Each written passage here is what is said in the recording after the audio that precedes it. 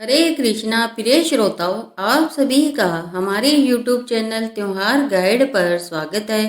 मार्गशीर्ष शुक्ल पक्ष की एकादशी का दिन अत्यंत पवित्र माना जाता है, क्योंकि इसी दिन कुरुक्षेत्र की युद्ध भूमि में भगवान श्री कृष्ण ने अर्जुन को गीता का उपदेश दिया था।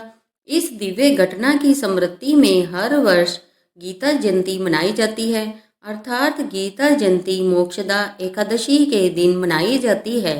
गीता केवल एक धर्म ग्रंथ नहीं है, बल्कि जीवन के हर पक्ष पर प्रकाश डालने वाली ऐसी शिक्षाएं हैं जो 5000 वर्ष पहले जितनी प्रासंगिक थी, आज भी उतनी ही प्रभावशाली है।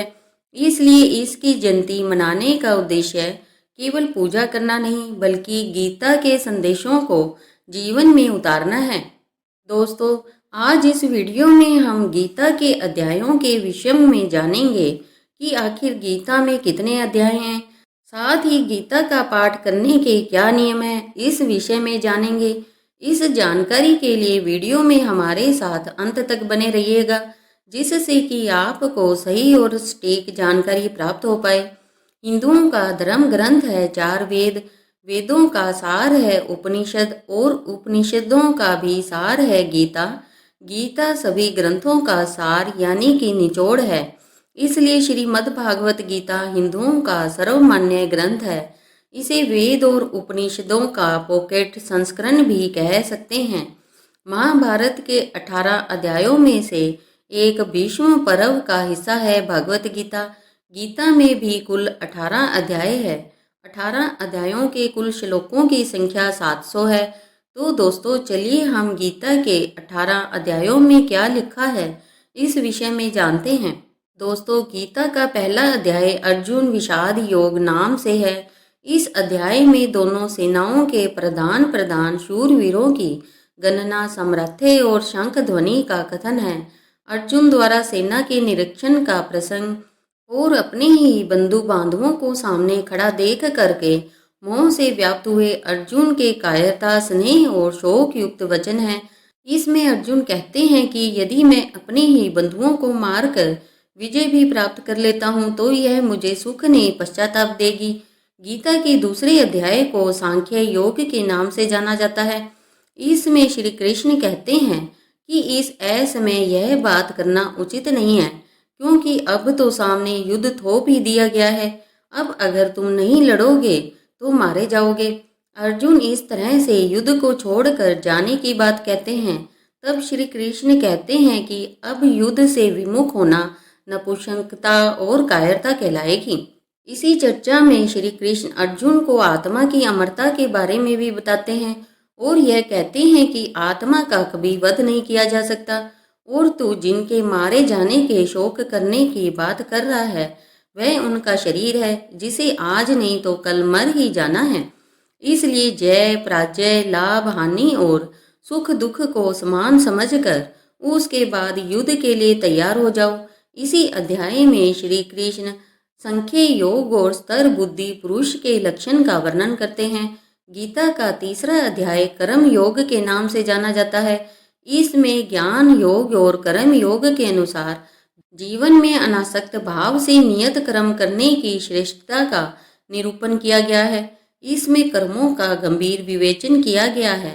अज्ञानी और ज्ञानवान के लक्षण तथा राग द्वेष से रहित होकर कर्म करने के लिए प्रेरणा की बातें कही गई है। इस अध्याय में ही हिंदू धर्म के कर्म के सिद्धांत का निचोड़ लिखा है। इससे ही यह प्रकट होता है कि हिंदू धर्म कर्मवादी है, भाग्यवादी नहीं है। श्री कृष्ण कहते हैं कि वास्तव में संपूर्ण कर्म सब प्रकार से प्रकृति के गुणों द्वारा किए जाते हैं, जो कि कार्य और कारण की ही श्रृंखला है। यह था गीता का तीसरा अध्याय। दोस्तों, गीता के चौथे अध्याय को ज्ञान कर्म संन्यास योग के नाम से जानते हैं। इसमें ज्ञान कर्म और संन्यास के योग का वर्णन है। सगुण भगवान का प्रभाव और कर्म योग का विषय योगी महात्मा पुरुषों के आचरण और उनकी महिमा, फल सहित पृथक पृथक यज्ञों का कथन और ज्ञान की महिमा का वर्णन किया गया है। दोस्तों, अब आइए हम गीता के 5वें अध्याय के विषय में जानते हैं। लेकिन उसको जानने से पहले आपसे एक छोटी सी रिक्वेस्ट है कि अगर अभी तक आपने वीडियो को लाइक नहीं किया है तो कृपया वीडियो को लाइक कर दें और ज़्यादा से ज़्यादा शेयर करें, जिससे कि यह जानकारी अधिकतर लोगों तक पहुंच पाए। और हाँ, अगर चैनल पर पहली बार आए हैं तो कृपया चैनल को सब्सक्राइब कर दें और बेल आइकन दबाना ना भूलें, जिससे कि हमारी वीडियो सबसे पहले आप तक पहुंच सके। तो वीडियो में आगे बढ़ते हैं और जानते हैं गीता के 5वें अध्याय को। दोस्तों, गीता का 5वां अध्याय कर्म संन्यास योग के नाम से जाना जाता है। इसमें सांख्य योग और कर्म योग का निर्णय, सांख्य योगी और कर्म योगी के लक्षण और उनकी महिमा, ज्ञान योग का विषय और भक्त सहित ध्यान योग का वर्णन किया गया है। दोस्तों, अभी तक जितने योग हमने बताए हैं उन सभी योगों के वर्णन में आध्यात्म, ईश्वर, मोक्ष, आत्मा, धर्म, नियम आदि का वर्णन है, किसी भी प्रकार के युद्ध या युद्ध करने का नहीं है। दोस्तों, गीता का 6ठा अध्याय आत्म संयम योग के नाम से जाना जाता है। इसमें कर्म योग का विषय और योगारूढ़ पुरुष के लक्षण, आत्म उद्धार के लिए प्रेरणा और भगवत प्राप्त पुरुष के लक्षण विस्तार से, ध्यान योग का वर्णन, मन के निग्रह का विषय, योग भ्रष्ट पुरुष की गति का विषय और ध्यान योगी की महिमा का वर्णन मिलता है। गीता के 7वें अध्याय को ज्ञान विज्ञान योग के नाम से जानते हैं। इसमें विज्ञान सहित ज्ञान का विषय, संपूर्ण पदार्थों में कारण रूप से ईश्वर की व्यापकता का कथन, आसुरी स्वभाव वालों की निंदा और भगवतों की प्रशंसा, भगवान के प्रभाव और स्वरूप को ना जानने वालों की निंदा और जानने वालों की महिमा का वर्णन किया गया है। गीता का 8वां अध्याय अक्षर ब्रह्म योग के नाम से जाना जाता है। इसमें ब्रह्म, आध्यात्म और कर्मादि के विषय में अर्जुन के 7 प्रश्न और श्री कृष्ण के द्वारा दिए गए उनके उत्तर है। भक्ति योग का विषय और शुक्ल एवं कृष्ण मार्ग के रहस्य का भी वर्णन है। गीता के 9वें अध्याय को राज विद्या राजघर योग के नाम से जानते हैं। इसमें प्रभाव सहित ज्ञान का विषय है। इसमें जगत का ईश्वर से संबंध और प्रकृति तत्वों की चर्चा है।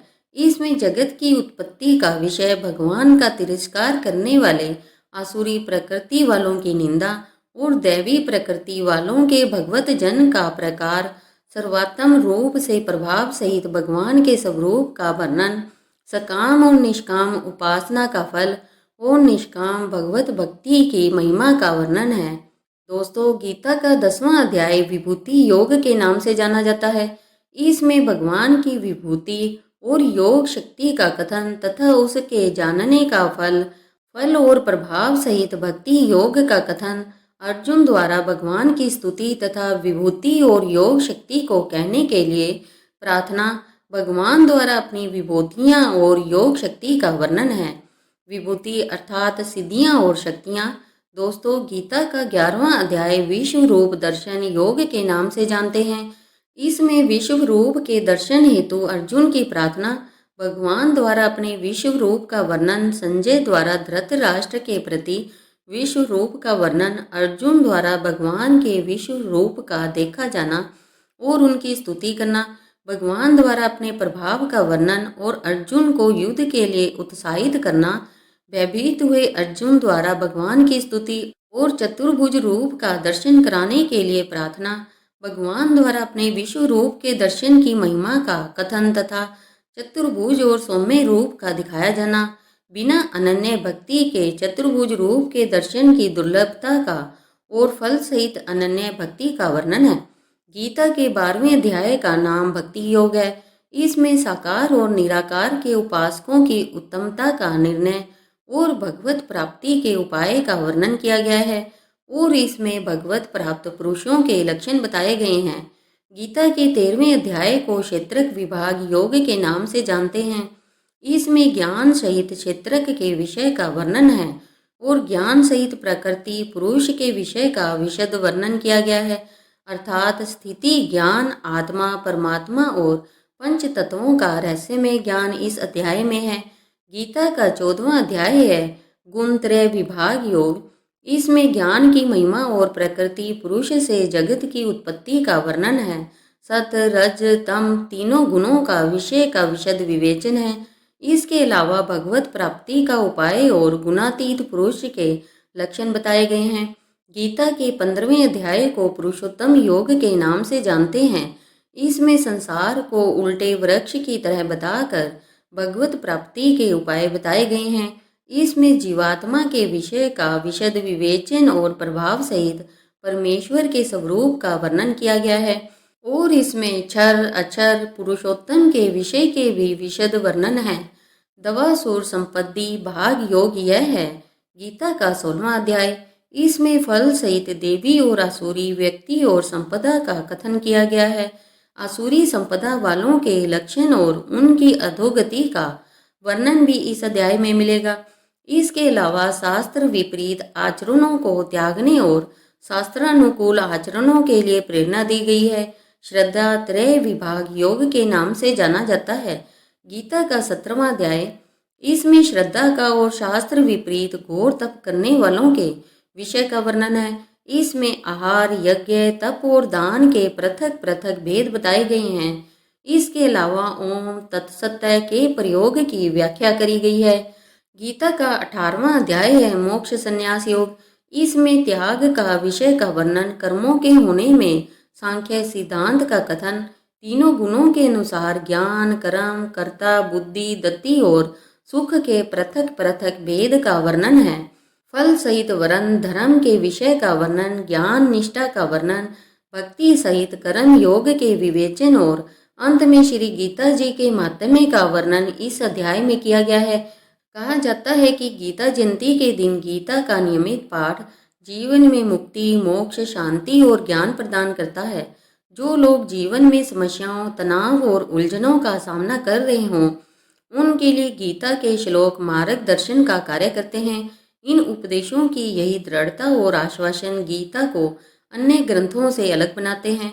भगवान कृष्ण के इन उपदेशों का अर्थ समझने के लिए केवल श्लोक याद करना काफ़ी नहीं है, बल्कि मन को उतना ही ग्रहणशील बनाना आवश्यक है जितना अर्जुन ने युद्ध भूमि में बनाया था। तभी गीता का वास्तविक महत्व समझ में आता है।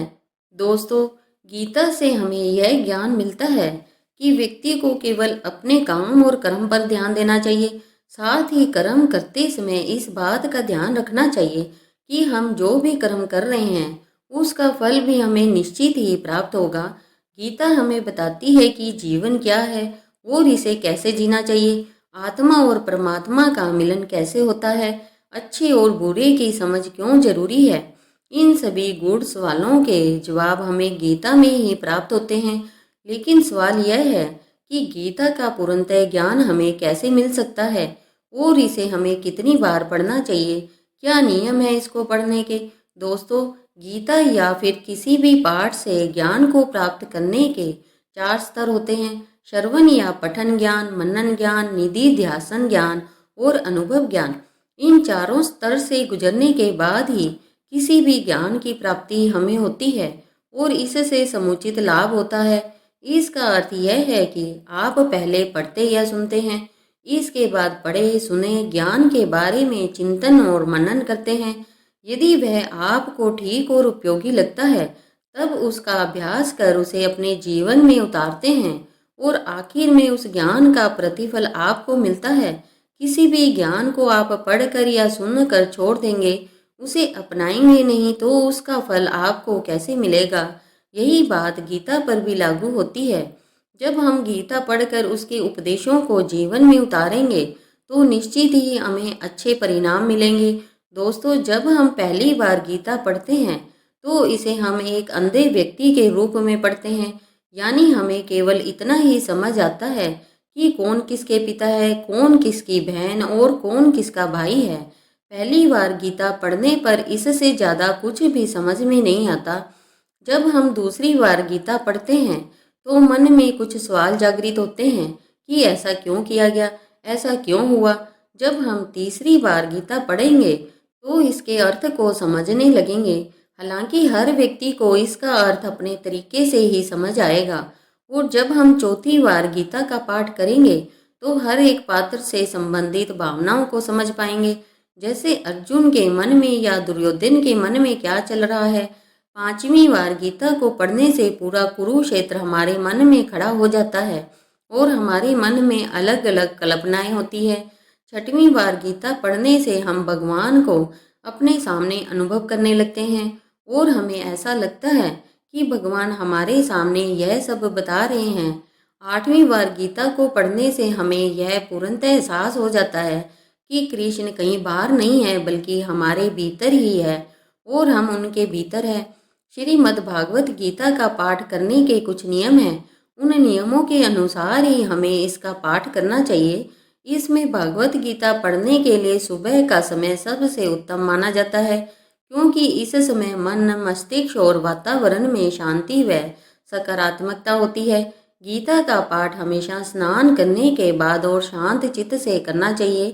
पाठ करते समय बीच बीच में इधर उधर की बातें नहीं करनी चाहिए और ना ही किसी काम को करने के लिए बार बार उठना चाहिए। अर्थात एक बार जब आप गीता पढ़ने बैठ जाएं तो आपको बीच में नहीं उठना चाहिए और ना ही बोलना चाहिए। साफ सफाई वाले स्थान और जमीन पर आसन बिछाकर ही गीता का पाठ करना चाहिए और गीता के प्रत्येक अध्याय को शुरू करने से पहले और बाद में भगवान श्री कृष्ण और गीता के चरण कमलों को स्पर्श करना चाहिए। तो दोस्तों, यह थी जानकारी कि भगवत गीता में कितने अध्याय हैं और भगवत गीता को पढ़ने का क्या नियम है। जानकारी आपको कैसी लगी, हमें कमेंट बॉक्स में लिख कर जरूर बताइएगा। अगर यह वीडियो आपको पसंद आई है तो इस वीडियो को लाइक करें और अपने दोस्तों एवं परिवारजनों तक शेयर करें ताकि वे भी इस जानकारी के बारे में जान सके। और अगर आप हमारे चैनल त्योहार गाइड पर नए हैं तो इस चैनल को सब्सक्राइब करें और बेल आइकन बटन को क्लिक करना ना भूलें ताकि कोई भी नई वीडियो अपलोड होते ही उसका नोटिफिकेशन आप तक पहुंच सके। तो मिलते हैं अगली एक नई वीडियो के साथ। तब तक के लिए राधे राधे। हरे कृष्णा हरे कृष्णा हरे कृष्णा।